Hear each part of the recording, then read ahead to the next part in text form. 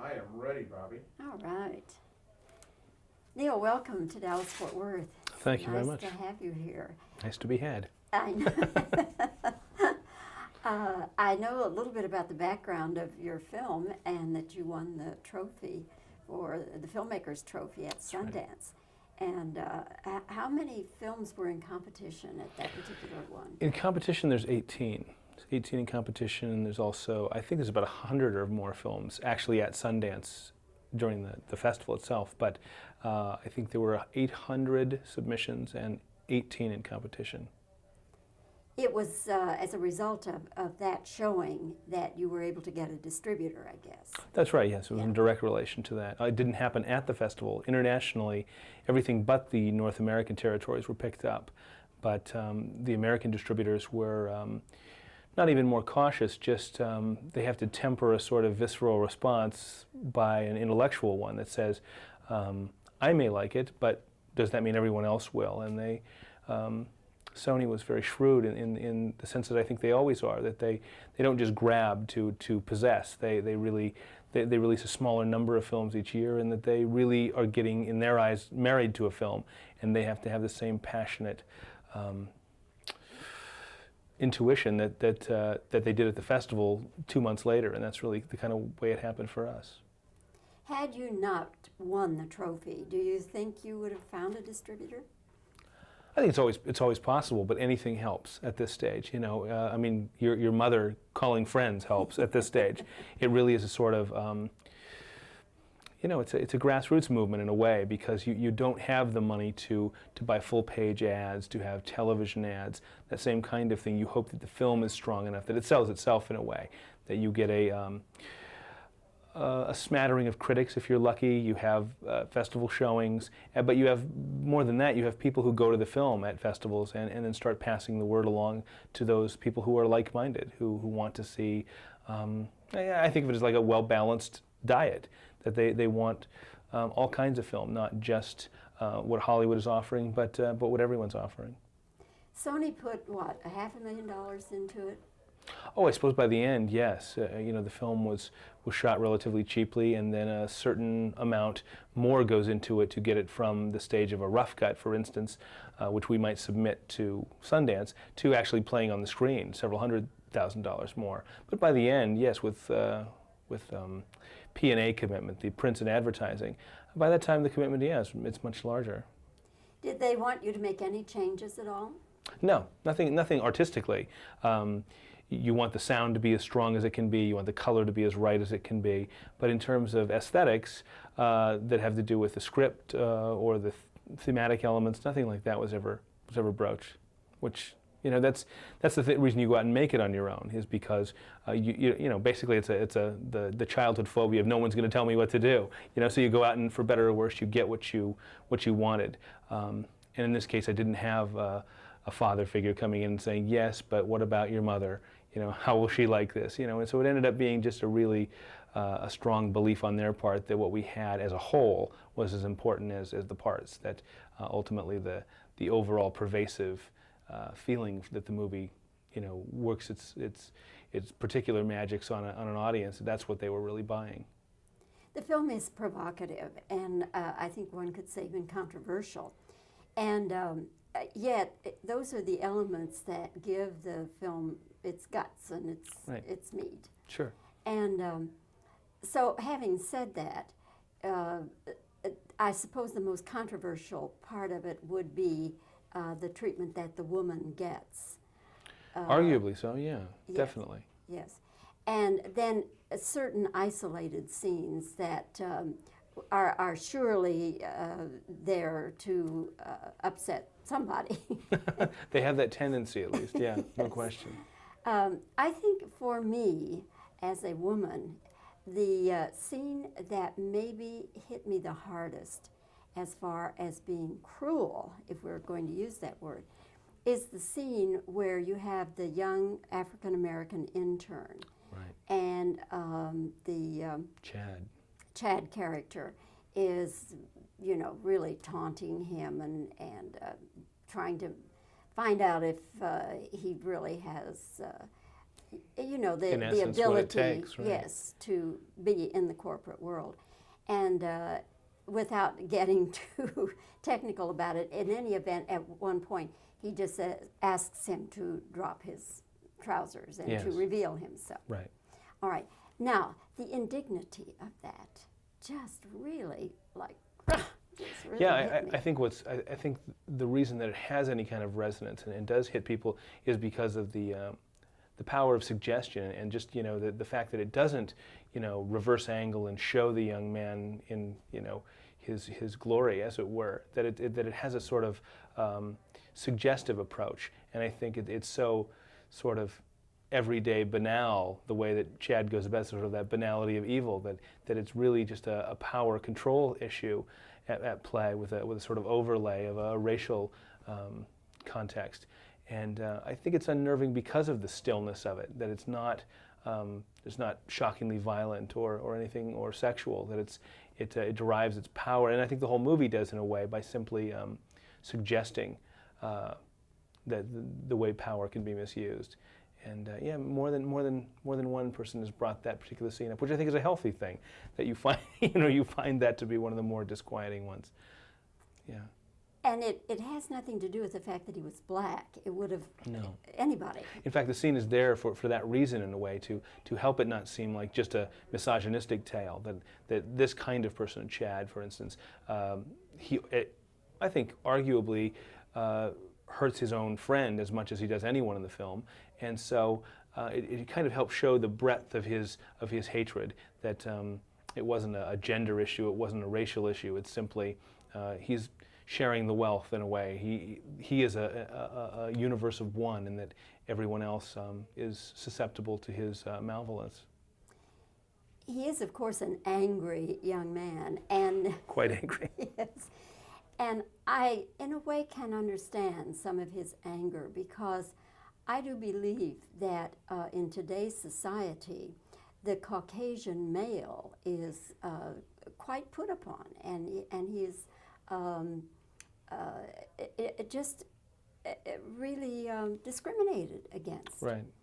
And I think then that with that in place, then in the corporate world anymore, a man gets to be, or any person gets to be 40, 45, then they're up and out. They're Right. bringing along the young guns to take Right. their places. So there's a lot for young, and I assume Chad is what, mid-30s to 40, along in there? Yeah, roughly in his 30s. Yeah. There's a lot for a young white male, mid-30s to 40s, to be angry about. Sure, I think so. I think in a way it all sort of melts down to growing pains, that there's been a shift, and I think a good one, toward a sort of commonality that we all have to exist, and whether it was a patriarchal society or whatever it was, that a shift is happening whether you like it or not, and for the better, as I say. But like anything, like a child growing up, there's a certain amount of discomfort that goes into it. Years from now, we'll probably look back on this. I don't know if we'll laugh necessarily, but we'll say that seemed relatively self-evident. I don't know what all the commotion was about. But as it happens now, as minorities receive their due, as women find footing in the workplace, and they have been for a number of years, but you make a kind of generalization. As that happens, it's like getting into a subway. The more that get in, the less space there is, and then the more elbows begin to just sort of not fly, but just sort of jostle each other in the ribs and say, I need a little space here. So in a way, this is a dramatic depiction, and very dramatic. It's still a fictional story that you're trying to entertain in the best possible sense someone. That doesn't always equal fun in this case. It means thought-provoking and interesting because it's dramatic. And we don't go to movies, fictional movies, to see real life. We go to see the most amazing portions of real life. And so in the end, it is just fiction, but it's indicative of the way we're living now, that there's more of us who want the same things, and we begin to realize that the world is getting smaller, and so we have to be creative, make new kinds of room for each other. And when we don't, this is the kind of thing that happens when you find someone who's unwilling to. It can be quite horrific, the results. Do you remember the exact moment you got the idea for this film? The exact moment. I remember the exact thing coming to me. The idea. It was kind of I'd always, so you just start distilling things in many ways.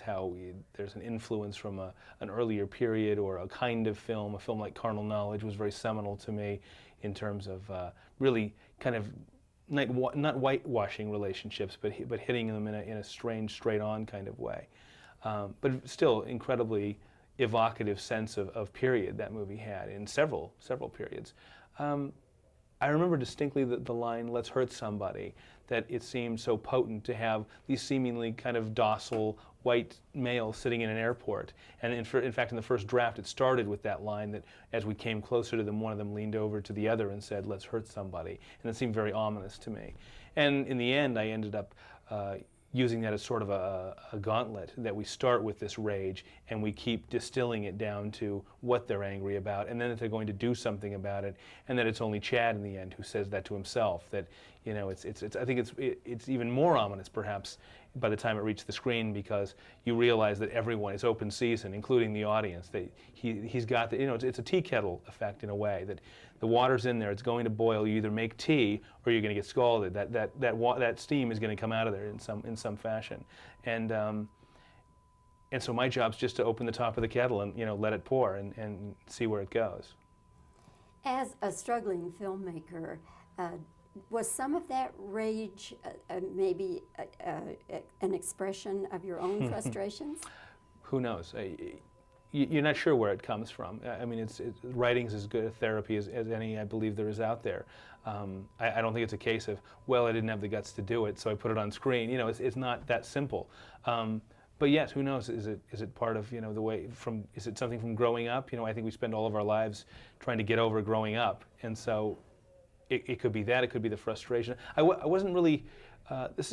I sort of came to it by default, filmmaking. I'd been doing theater for a long time, so there wasn't a great period of wanting to do a film and then finally getting the chance. It was sort of a domino effect from a chance to adapt a play, to writing a screenplay, to finally just saying, I can do this. There's enough examples that I'd seen in the recent past that said, I can make a film as well with a small amount of money. But there's always the frustration, especially today, I think, in the theater, of I'm doing good work, it's an ephemeral art.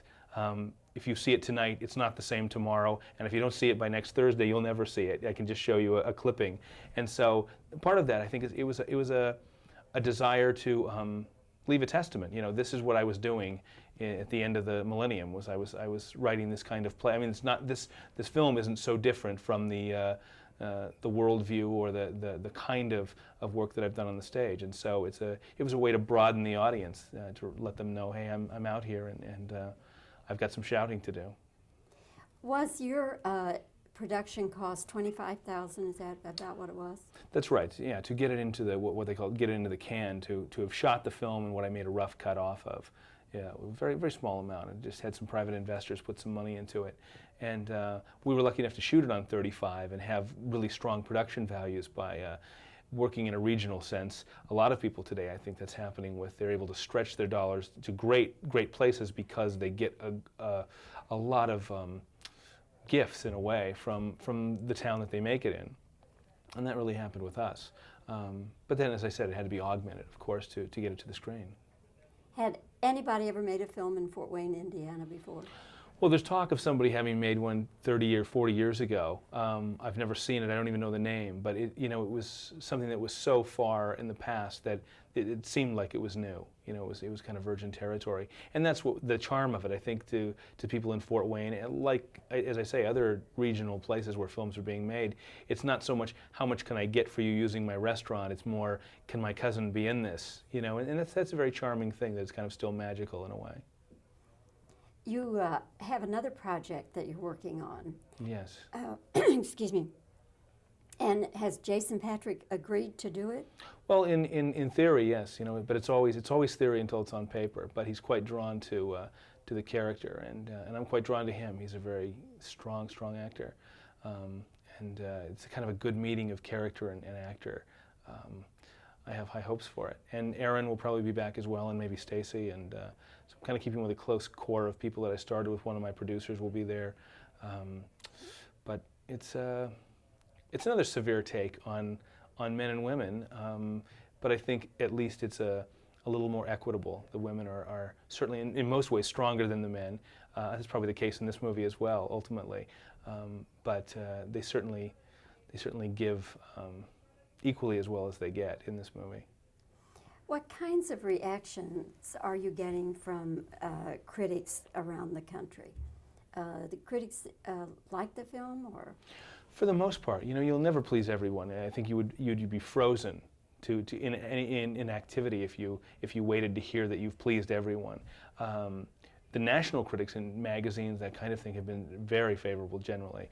The New York critics were very strong on the opening weekend, and in a way, one doesn't know if the LA critics respond in direct proportion to that or not. But in LA, we've taken a number of hits, and we took a really strong hit in New York as well. Newsday said it was a psychological snuff film, and kind of called into the being that I actually exist.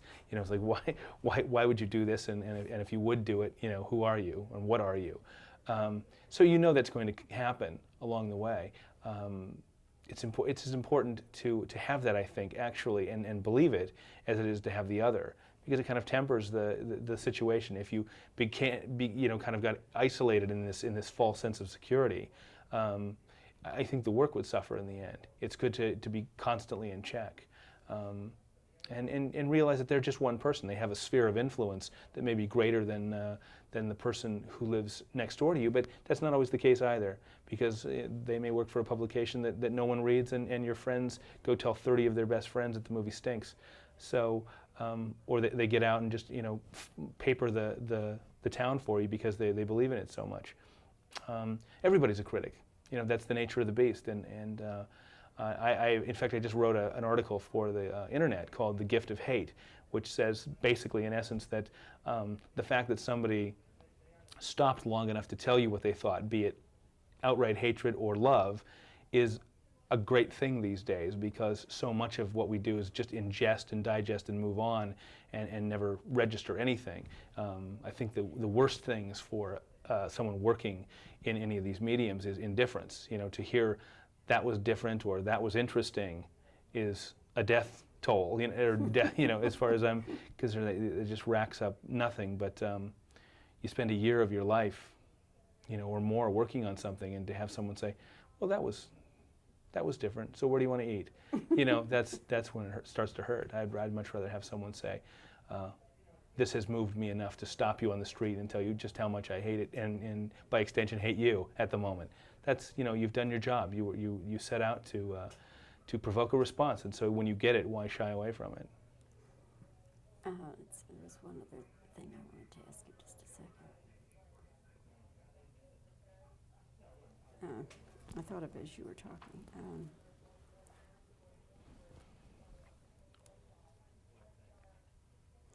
Well, that's okay. Thing. All right. You're not going to say anything obscene. If you do, we'll leave it out. I'm rolling. Neil, do you remember the exact moment when you got the idea for this movie? I do. It was sort of, there's the impulses that lead you to it, and then there's a line like, let's hurt somebody, was the initial thrust of the screenplay. The idea of having something like drive it was a line like that. Okay.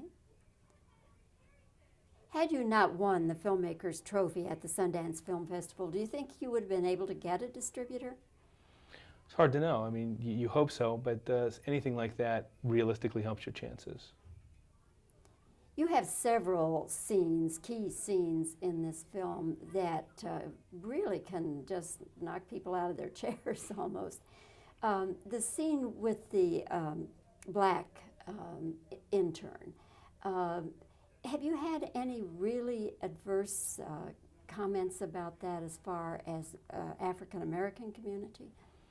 No, not yet. It's been more. It's been a very isolated situation where we've shown the film. So now we'll tell the truth, whether anyone really, either from the deaf community or the African American community, says anything about the picture.